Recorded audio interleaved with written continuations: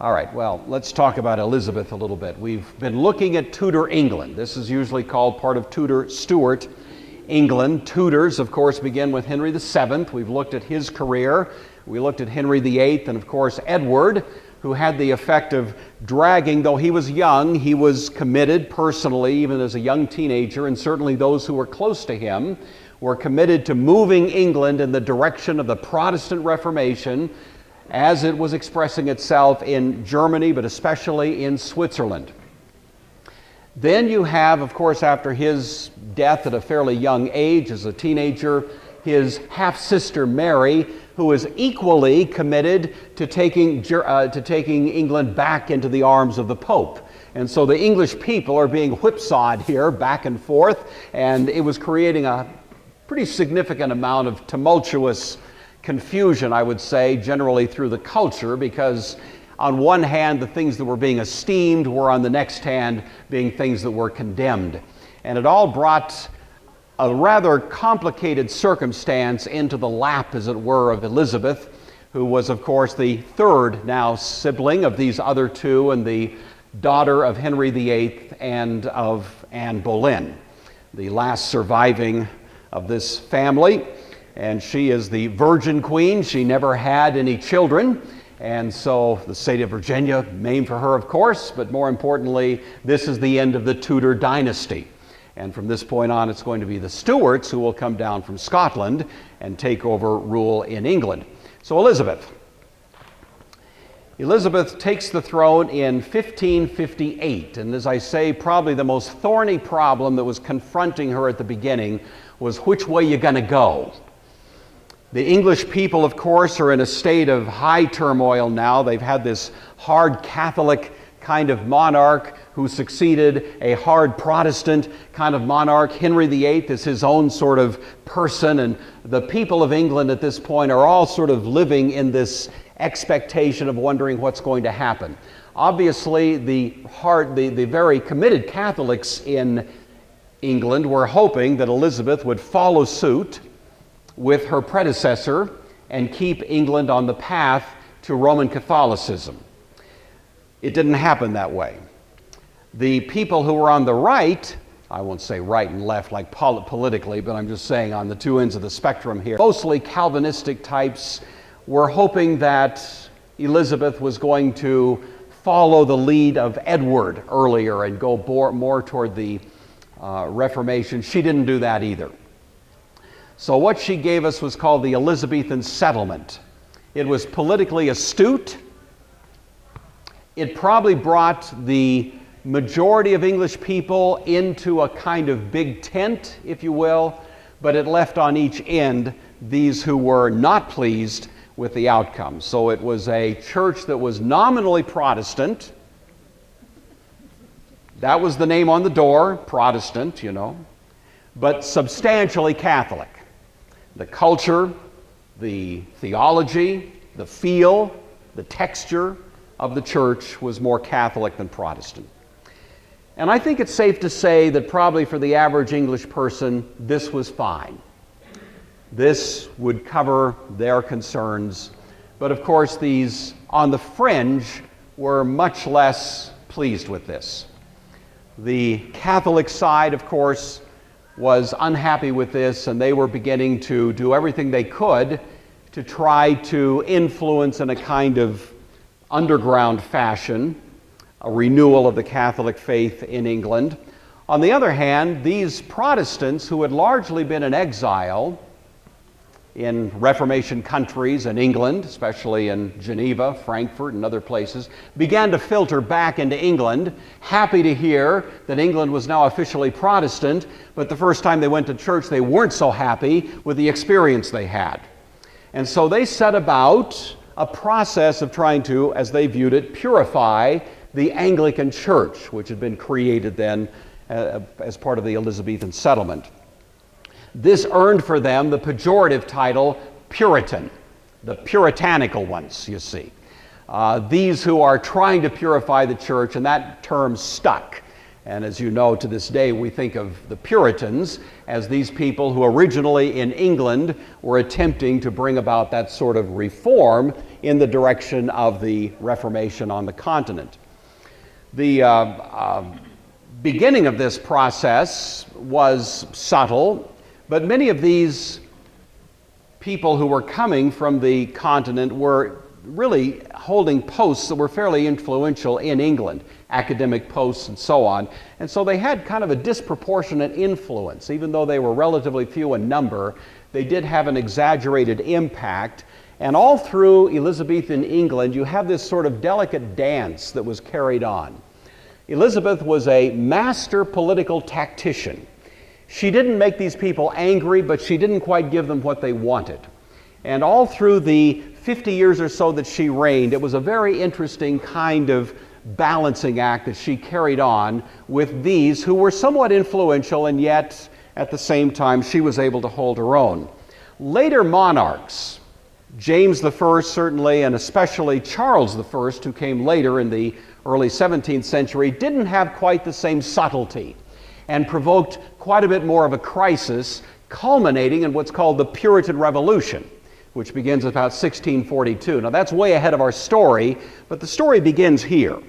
And so it's these folks coming back now from the continent after the reign of Mary Tudor who are beginning this process that becomes what we call the history of Puritanism in England. Pope Pius V attempted at the beginning to woo Elizabeth back to the Roman Catholic fold. She wasn't willing to budge. Finally, he got frustrated and he excommunicated her in 1570, so that more or less burned any bridges there. I just want to mention briefly Scotland. Obviously, we're going to talk about Scotland in much greater detail just a little bit later and ongoing, but just a couple of things that touch on the career of Elizabeth. Mary, Queen of Scots, who we're going to look at separately, came back to Scotland in 1560. She had been in France since she was 5 years old. She was the daughter of James V and Mary Guise, French princess, and she had been reared in the Roman Catholic world of France and also in the very kind of opulent world of French royalty. And when she married the Dauphin of France, who was Francis II, it was expected she would remain in France as his wife and queen, but he died almost immediately, within a year or so. And at the very moment that that happened, Scotland was erupting in a kind of civil war between the Catholic forces on the one hand, championed by Mary Guise, the regent in Scotland, and the rising Protestant forces that were being represented by John Knox. So it was a very complicated moment. Mary, Queen of Scots, didn't want to go home. She liked France. She didn't like Scotland so much. Scotland was kind of a backwater. Even though she was from Scotland, she preferred to stay in France, but huge pressure was put on her to return home. And she did in 1560. And that gives rise to one of the most interesting chapters in church history, and we want to look at this separately, and that's this relationship between John Knox on the one hand, the fiery preacher, and Mary, Queen of Scots on the other, this young, pretty, kind of charming queen in Scotland.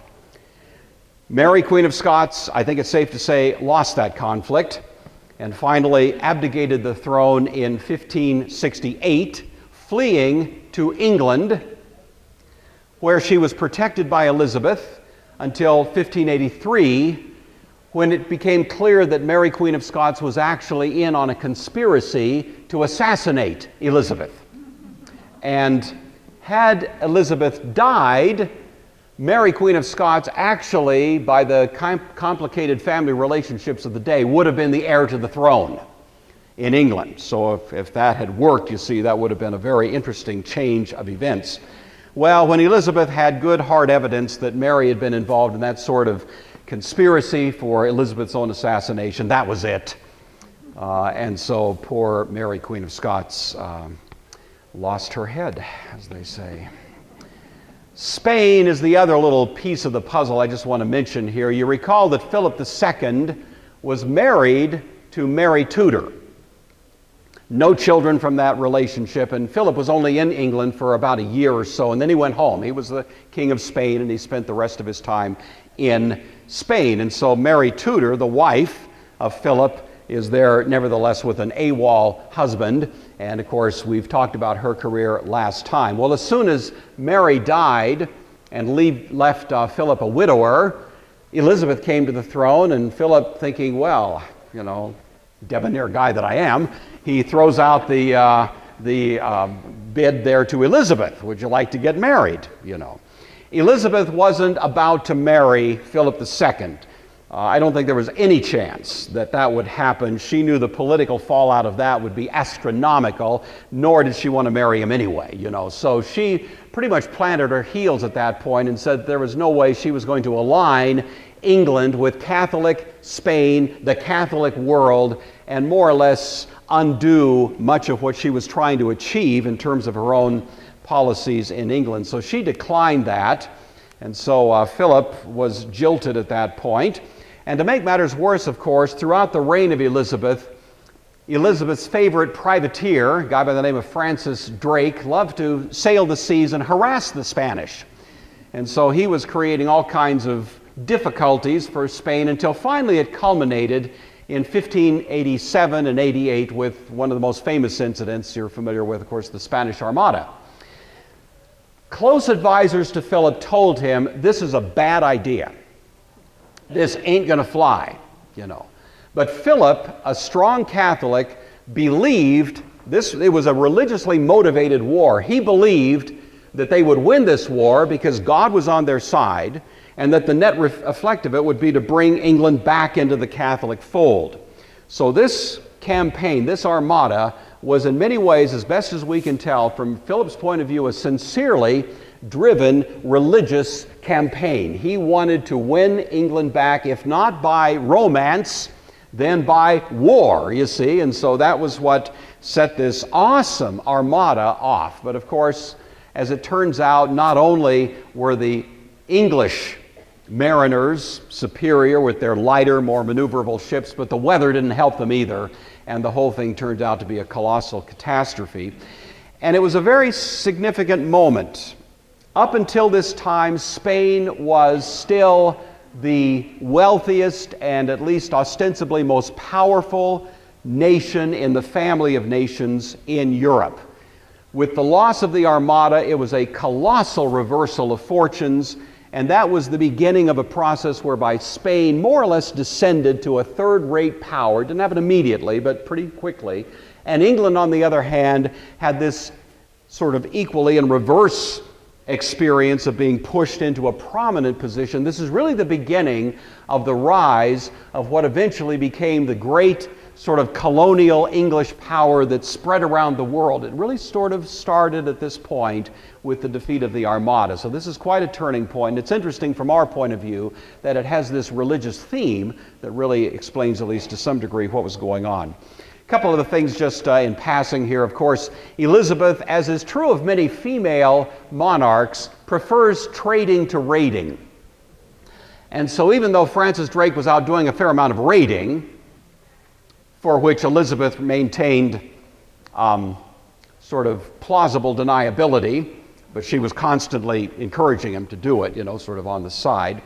Nevertheless, her official policy was to build good, strong, robust trading relationships with her European partners, and that did begin to create a certain degree of wealth in the middle class in England. It didn't happen overnight, but it did gradually begin to take place, and this is part of what increases the relative wealth of England over time and begins to diminish the wealth of other countries that weren't using this, and I'm telling you, as I've told you before, really born out of the Reformation, this kind of free enterprise mentality, this kind of Protestant work ethic with innovation, with that kind of high productive view of labor and so on. It really did begin to touch England especially, and we begin to see a change. We think of Shakespeare, of course, Elizabethan England. We think of a growing middle class. All of this would be interesting, separate, but beyond the scope of our concern. So, there's Elizabeth. I feel so much better. I just got that off my chest. Okay. Now we're going to move straight north to Scotland and the Reformation. Some of you, I assume, may have come across or read this wonderful little book, New York Times bestseller from a few years back, How the Scots Invented the Modern World. If you haven't read it, I recommend it. I don't embrace or endorse everything this fellow says, but in the main, I think he's right on the money. That we owe so much to Scotland, so much more possibly than we can imagine, and beyond that, we owe it really to the original genius of John Knox, who would himself frankly acknowledge it was the genius of John Calvin, who imprinted upon Knox this design, not simply for church, but for state, and Knox attempted his very best to implement it in Scotland, and at least at the time failed. But the seeds were planted so that by 30 years after John Knox was out of the picture, Scotland had more or less embraced virtually everything he had argued for. He just couldn't make it happen that fast.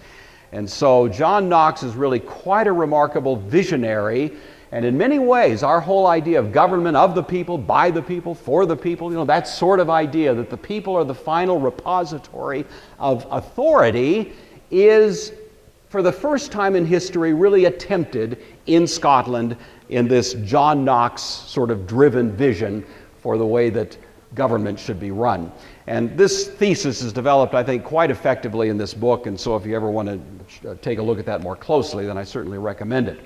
Early in his book, he makes this comment about Knox, the author, who is Arthur Herman. This comment, quote, "Like Luther, Knox left an indelible mark on his national culture. Uncompromising, dogmatic, and driven, John Knox was a prolific writer and a preacher of truly terrifying power. His early years as a Protestant firebrand had been spent in exile, imprisonment, and even penal servitude, chained to a rowing bench in the king's galleys, the French king, by the way. The harsh trials toughened him physically and spiritually for what was to come. He became John Knox, quote, he who feared no man." A little flavor of this fellow. We'll look at his career in more detail next time we're together. I'm just kind of giving you a snippet, a teaser here, if you will, but I'm hoping it'll cause you to want to pursue more thinking about him. But the conflict that developed between Knox on the one hand and Mary, Queen of Scots, on the other. Mary was sort of the, what would you say? She was like this, I don't know what term to use exactly. The nobility in Scotland loved her because she was cute. Can I put it that way? She was kind of happy and had this wonderful little French accent, and she would throw big parties in the palace, and she really did sort of seduce, if you got my drift here, just the nobility. They loved to go to the court of Mary, Queen of Scots, and enjoy the lovely surroundings because she brought all of that kind of French culture back to Scotland. And it seemed as if all was lost. John Knox bought none of it. And just a couple of blocks away, he was preaching the most fiery sermons. And the sermons were powerful, and they shook the country.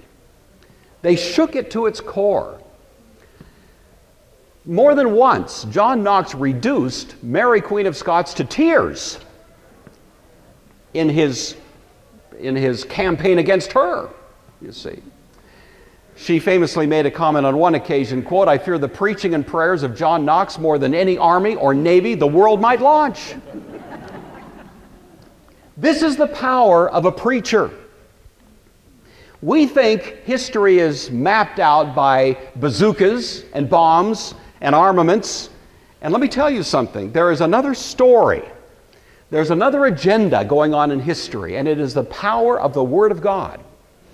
And I want to highlight that a little bit more next time. I just want to plant the seed that John Knox is one of many examples of people who have fundamentally altered the course of history, not because they had any armament in their hand, but because they had the sword that comes out of the mouth of the rider on the horse, the sword that became this powerful force for altering the way people saw politics, saw religion, saw everything in their lives. So John Knox is an incredible character, and we as Presbyterians should look back on him with the best sense of the word with a fair amount of pride. This is the man God used. He wasn't perfect by any means, but he was the man God used to start something that was truly an innovation in the history of the church, as well as in the history, really, of political theory itself.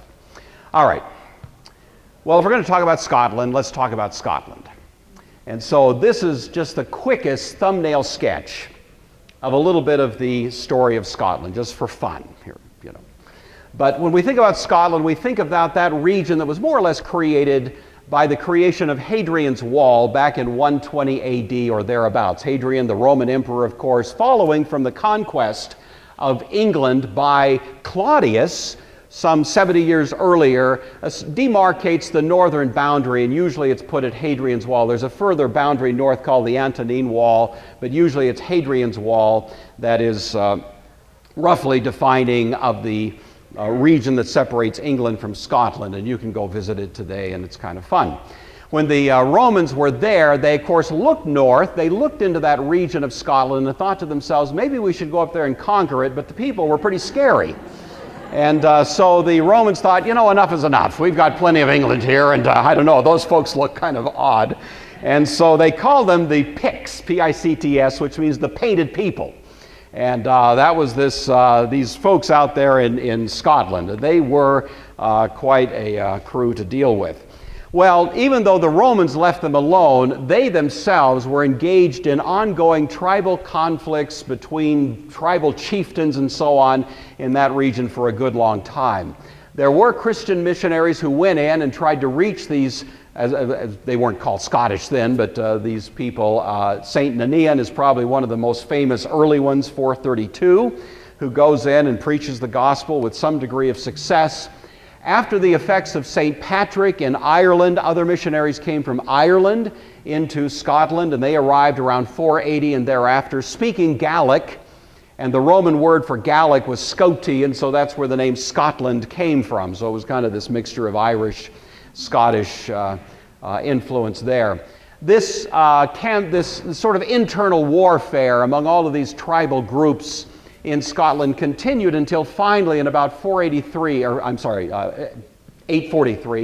a character came along who was able to, at least in a broad sense, sort of unite the Scottish. I don't want to overstate this because it wasn't exactly a unified control, but in 843, the House of Alpin is formed, and there is at least some degree of consolidation now under one leader, although, as I say, it was still pretty tumultuous within.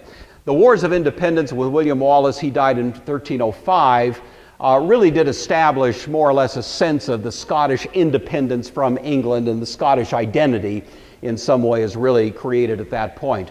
William Wallace, of course, died, you know that story, Braveheart and all of that, but the guy that took over galvanized really Scottish control. Following him was a man named Robert the Bruce, you know.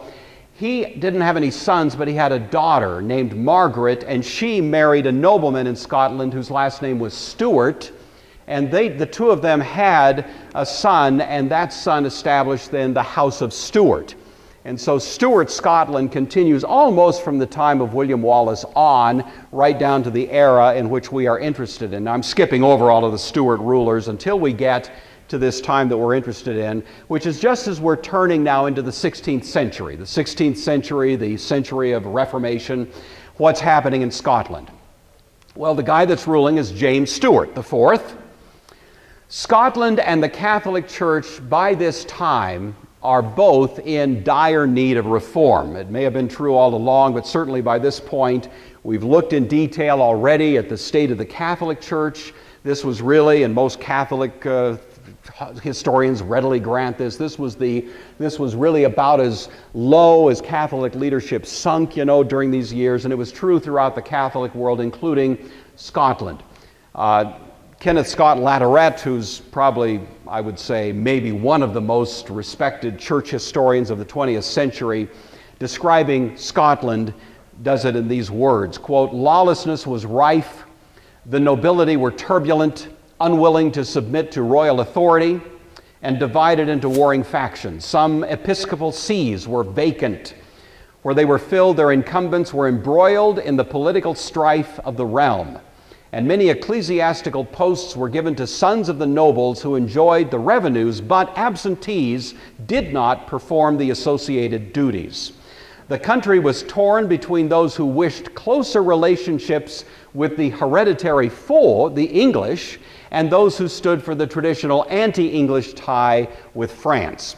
Scotland is sort of caught in the middle between these two forces, France and England, and walking a bit of a tightrope between them, and at the same time facing all kinds of internal conflict, as is described here by Latourette. About half of Scotland's wealth at this time belonged to the church. If you wanted to get along, if you wanted to advance politically, it meant virtually certainly you had to be some sort of ecclesiastical official. Priesthood was considered a step to political power, and that was the principal reason that people went into the priesthood, not for purposes of Christian ministry or just any such thing, but really because it was just the way that you could develop a career in Scotland at the time, and that was pretty much a given, understood throughout the realm. Of course, you know that historically, when that kind of situation arrives, then good people tend to withdraw, you see. And power defaults to the corrupt. And so Scotland was really in the throes of very corrupt leadership. Our friend James IV here was actually probably one of the better monarchs. He was a fairly competent ruler, and he was very impressed with the Renaissance, which was happening at this very moment.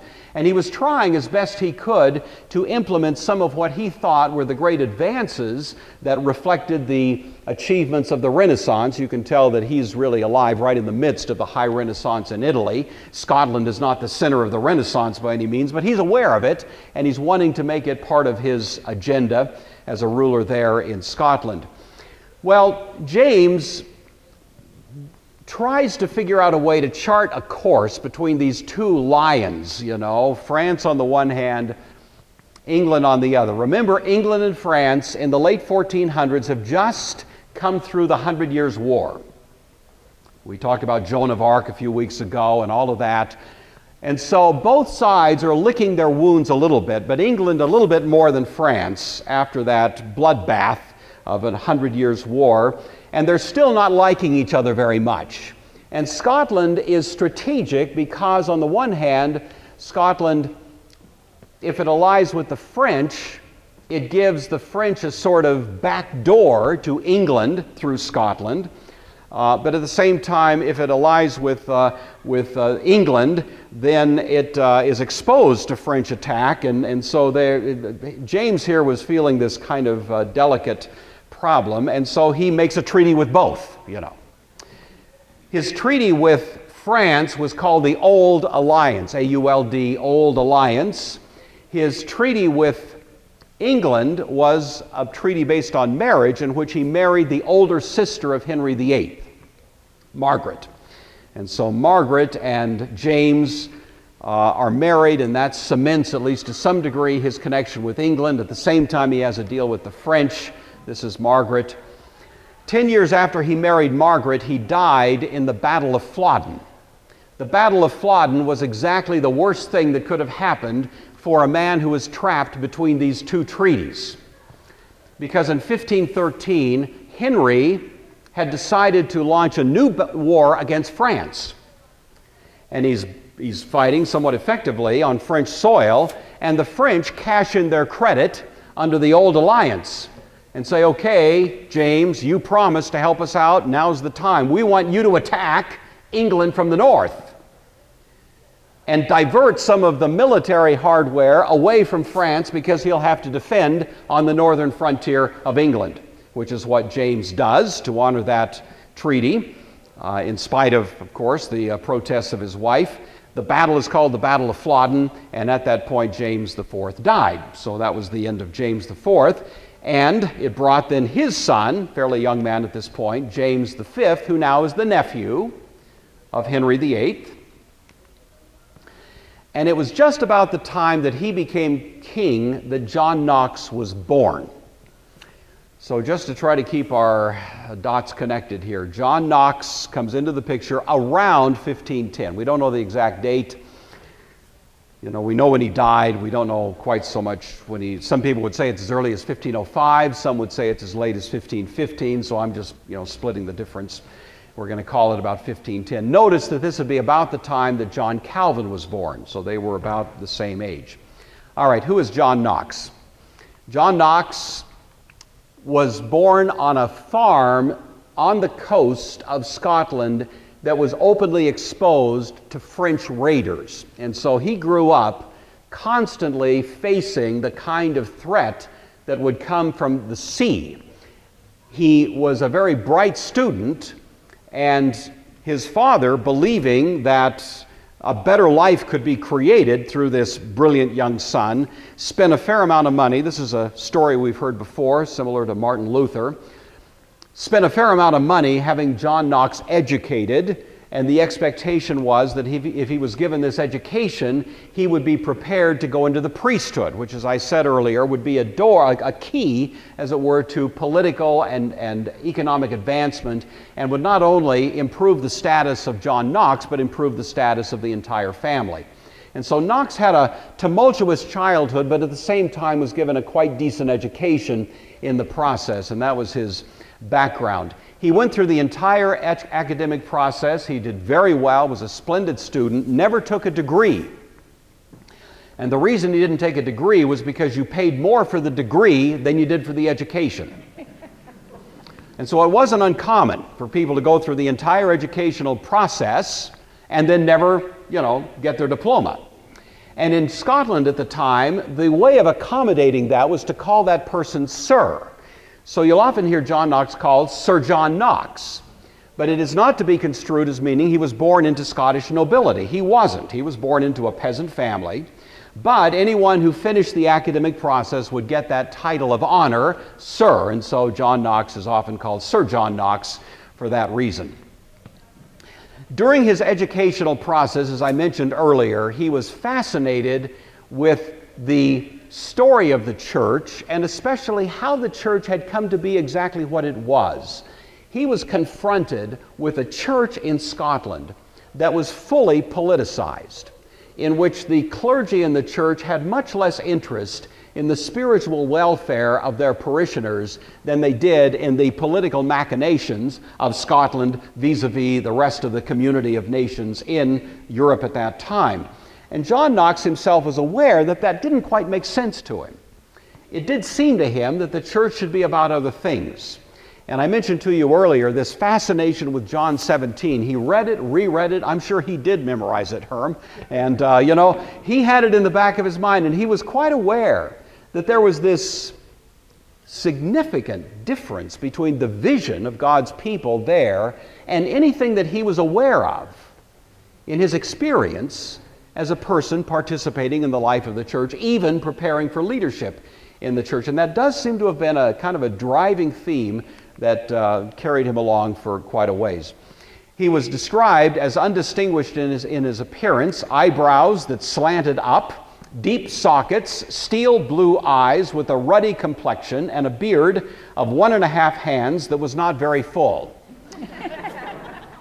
I'm always amazed at how the great people in church history usually aren't very good looking, But anyway, John Knox made up for any lack of Hollywood looks by the power of his rhetoric. Anyway, as I say, he was born about 1510. We'll say a lot more about him at a later time. But 1528 was a rather strategic year. There was a man who was quite popular, a scholar in Scotland, whose name was Patrick Hamilton, and he was burned at the stake in 1528. Patrick Hamilton had gone to France and gotten an education, probably the finest school in the world at the time, would have been commonly viewed as that.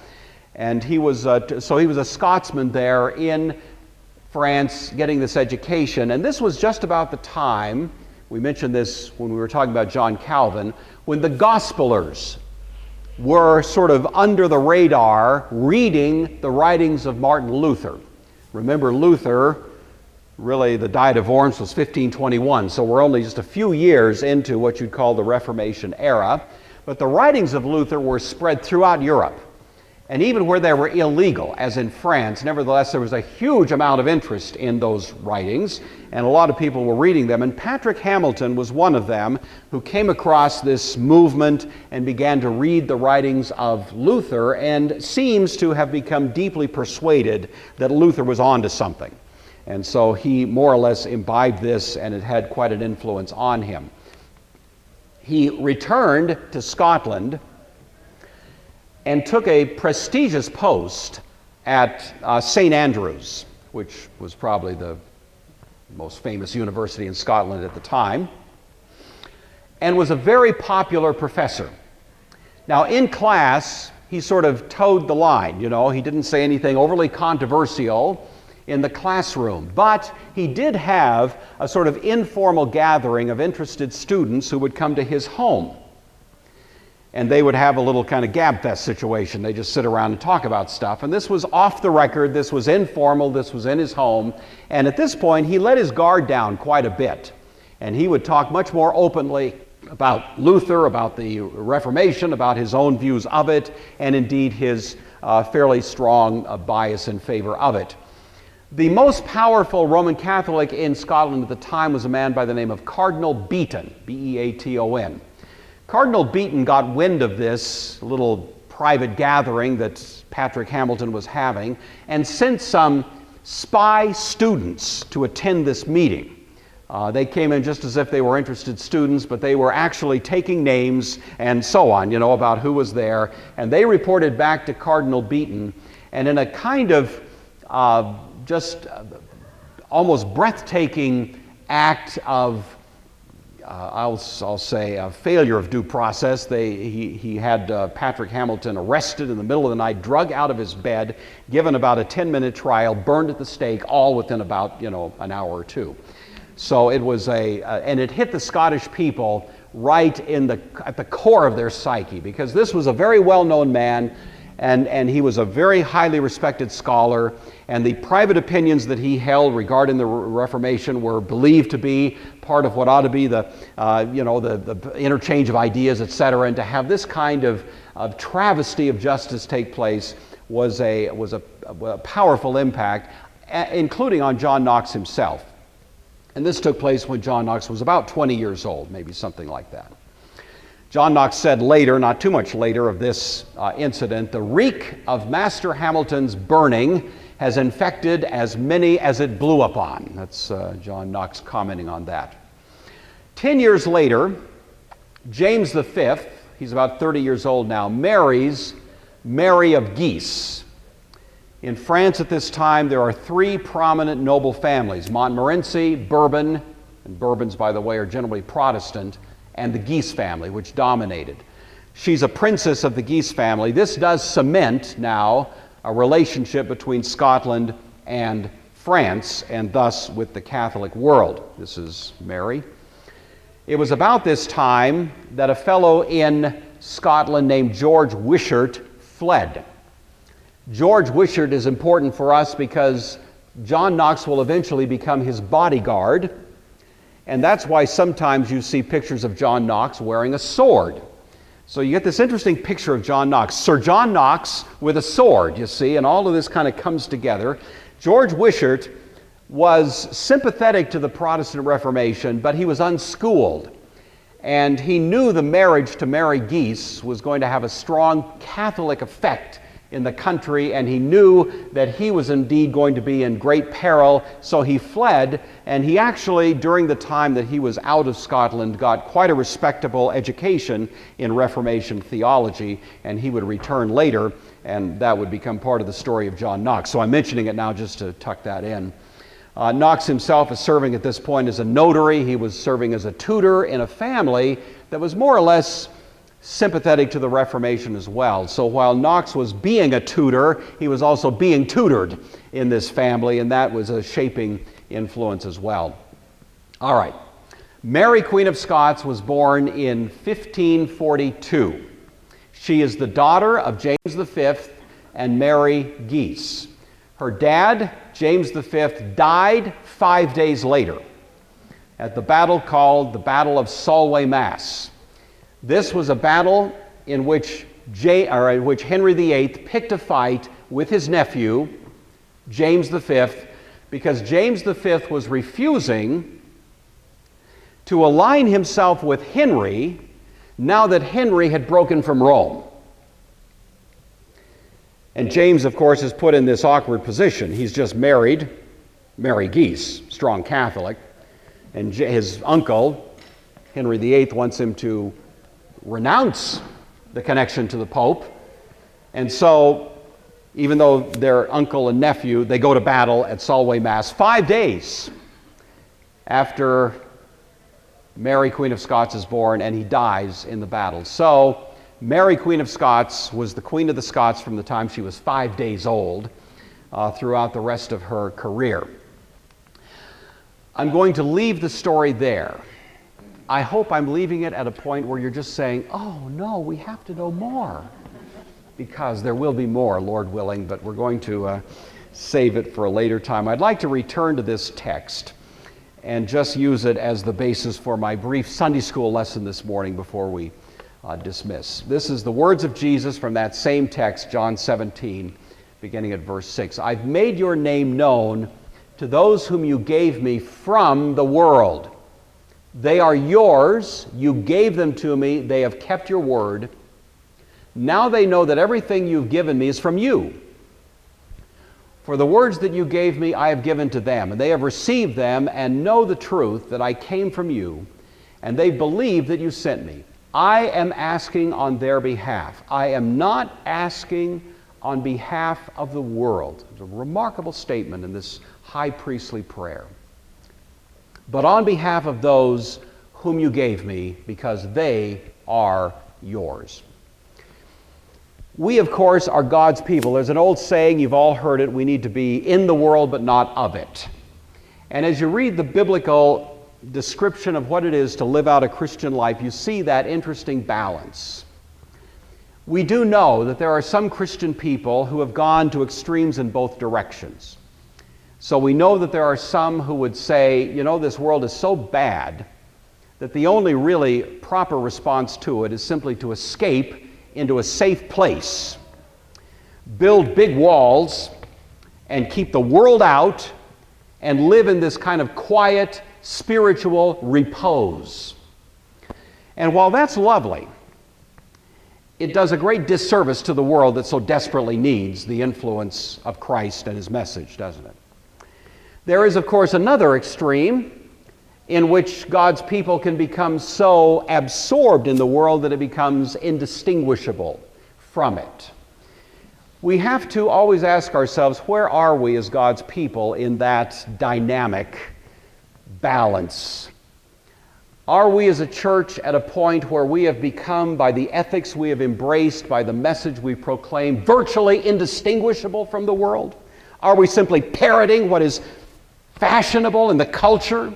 Can somebody go to DSHS and hear basically the same thing they hear in church? If that's the case, we're in trouble. On the other hand, have we so distanced ourselves from the world that anything we say is lost except on ourselves, as we, as the old saying goes, hold hands and share precious verses, you see?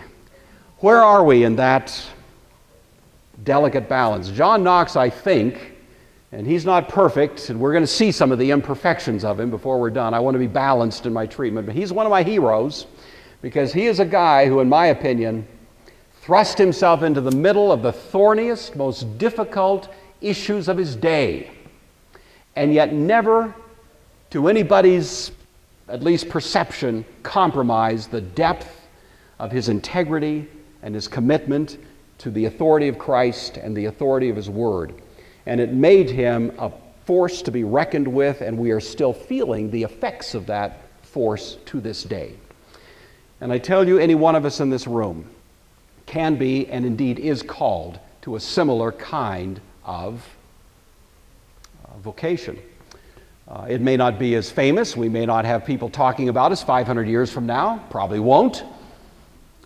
But every one of us in this room is in this world, and every one of us in this room is figuring out a way how we can be in it and not of it, and figure out how do we strike that balance. We're there, we have a message, we have a calling, we have a responsibility, and we at the same time have this duty before God to not let ourselves compromise at the point that is so deeply important to who we are as God's people.